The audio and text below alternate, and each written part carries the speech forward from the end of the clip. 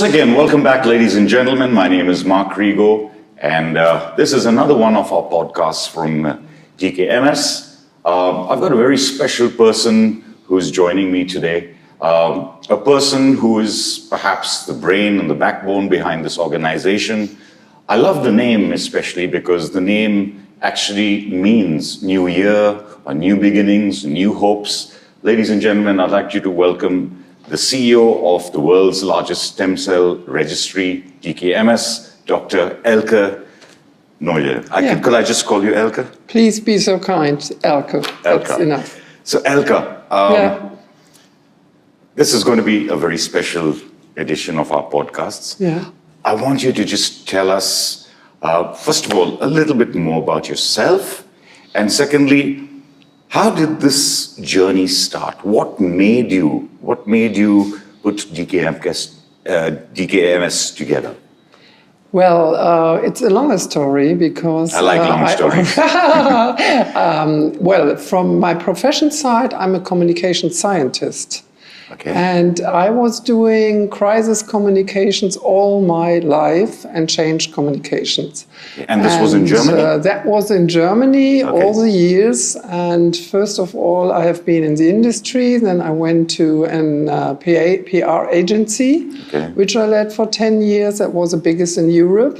And then I have decided to go my own way and to build my own company. Okay. And there I was working together, and this is the story, with Peter Harf. I was advising him, and Peter Harf is the founder of DKMS. And 10 years ago, he had a difficult thing to solve with DKMS, and he asked me, can you help us? And I did so for several years. Then I went back to my agency, and now I'm back in town for 3 years as a global CEO with a wonderful team.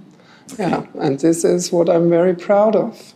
And to put together an NGO or a foundation, if I could call it, of such a huge scale, it must have been a lot of work, a lot of hard work, a lot of planning. It actually started 30 years ago. Okay. This is our 30th anniversary this year. It was the 28th of May. Yeah, and it's because of a very sad story. Peter Harf lost his wife Mechthild because she had blood cancer and she didn't make it.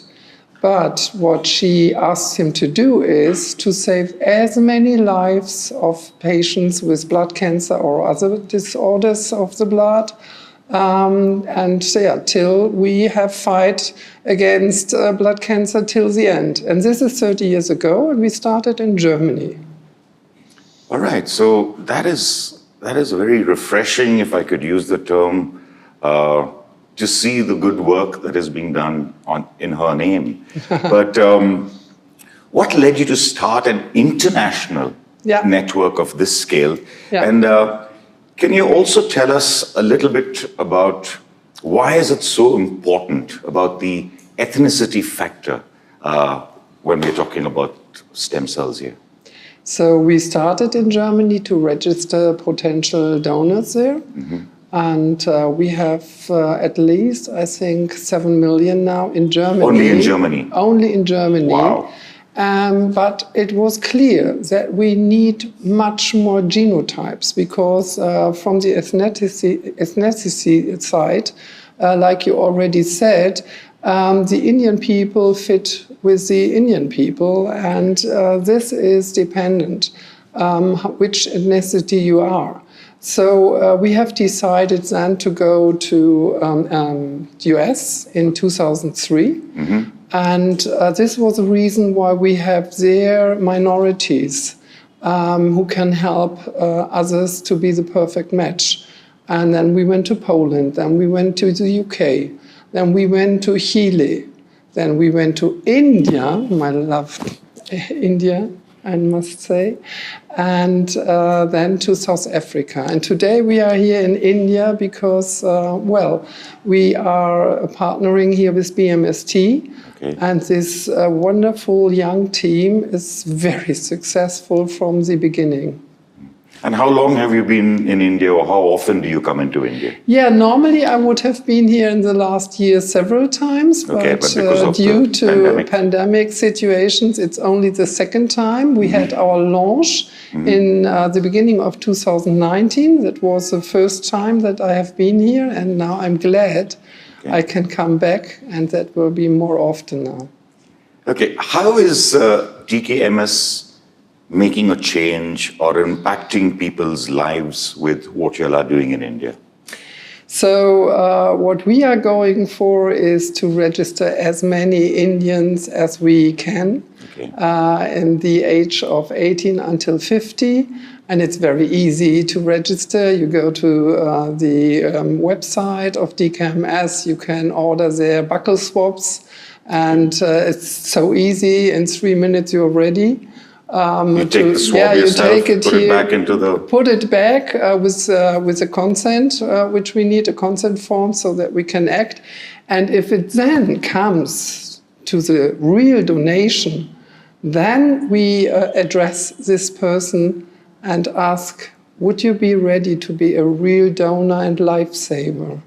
You need to imagine if there is somebody out in the world, an Indian, and somebody tells there is the perfect match, we have found a stem cell donor and we cannot reach this person.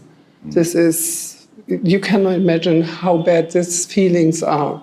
So because it's only 1 in a million approximately. We need to be in close contact to our donors. I'm sure this is a very impertinent question, but a lot of our viewers would want to know this. Is there any cost involved? Do people have to pay anything? No, we do not take any money from the donors, in spite of financial donors who can help us, because you need to know it costs us a lot of money to type them, and so we are really looking out for people who help us financial-wise, but that's not a precondition to get registered. Yeah. Okay.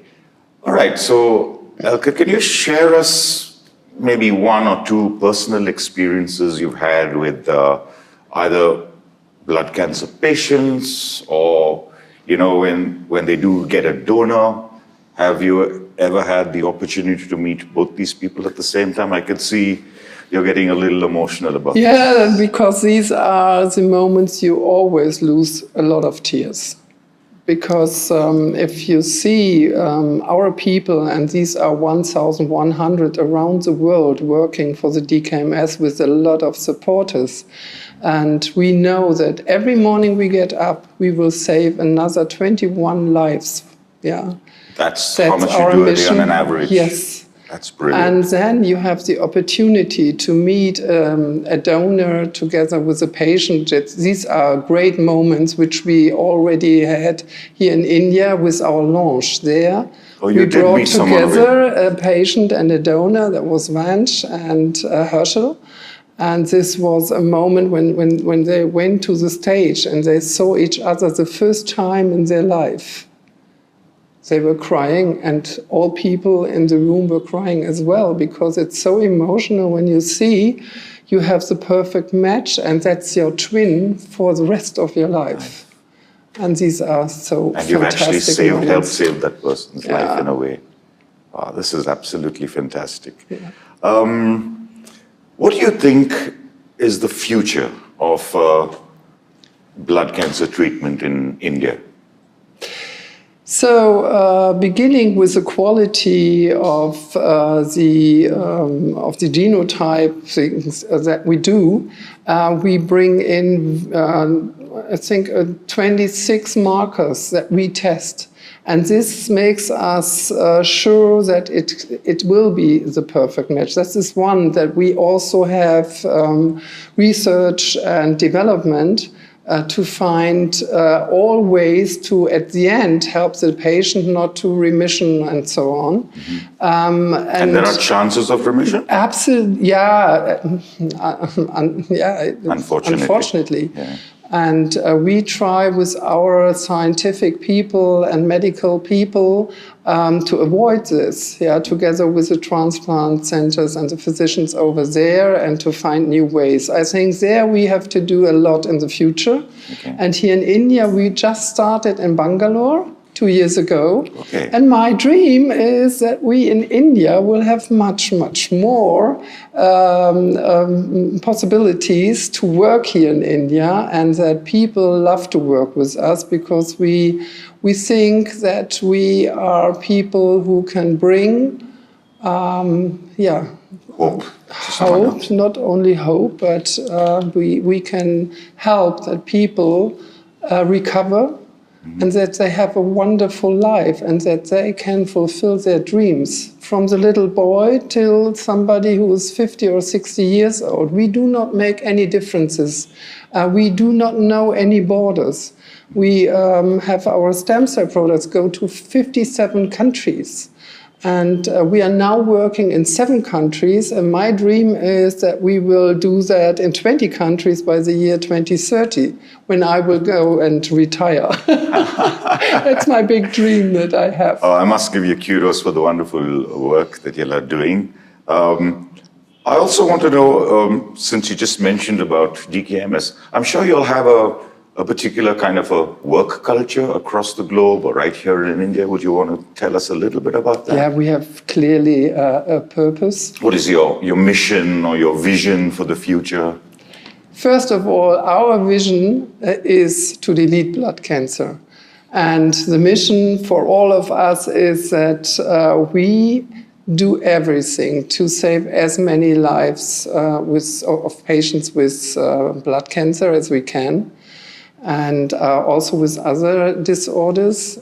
So the second mission is to get access to transplant, especially in countries like India or Chile. It's not too easy because we do not have enough transplant center equipment and facilities and so on. We have to fight for that as well. And I see that as a very big task for us to help with that. All right. So on one hand, you have a vision, you want to help people. Yeah. But would it be fair if I said, I'm making a personal comment over here, would it be fair if I said that you're facing a few more challenges, if I could use the term, or maybe difficulties to get people to come on board as even just to register, let alone donate, because of our Indian culture? There's a lot, I think we have a lot of apprehensions over here in this country. Why should I do it? Is it safe for me? What would other people say? Have you all faced any kind of those?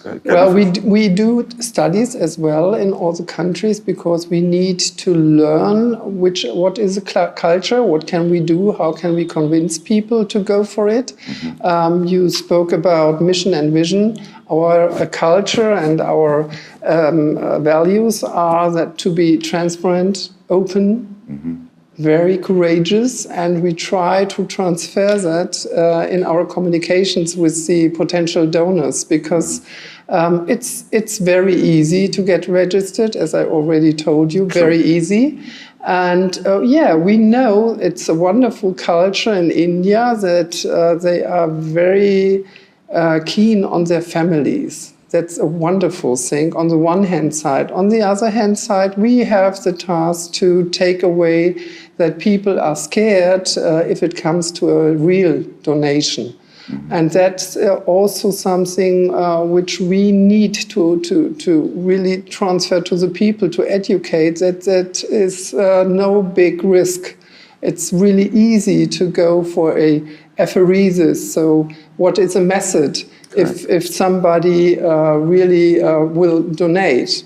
And this means you go to a transplant center, and what's been done is there that they draw the blood and take out only the stem cells and put the blood and back. then put the blood back. So you're not losing anything. And after 3 hours, you can go home. Yeah, and I think there we have a lot to do to make clear that there is no risk. There's absolutely no risk. So one final question, Elke, before we close up over here. First of all, congratulations on the fantastic work you've already done. But if I could just ask you, where do you see DKMS vis-a-vis numbers of people on your registry or donors, say in the next 10 years?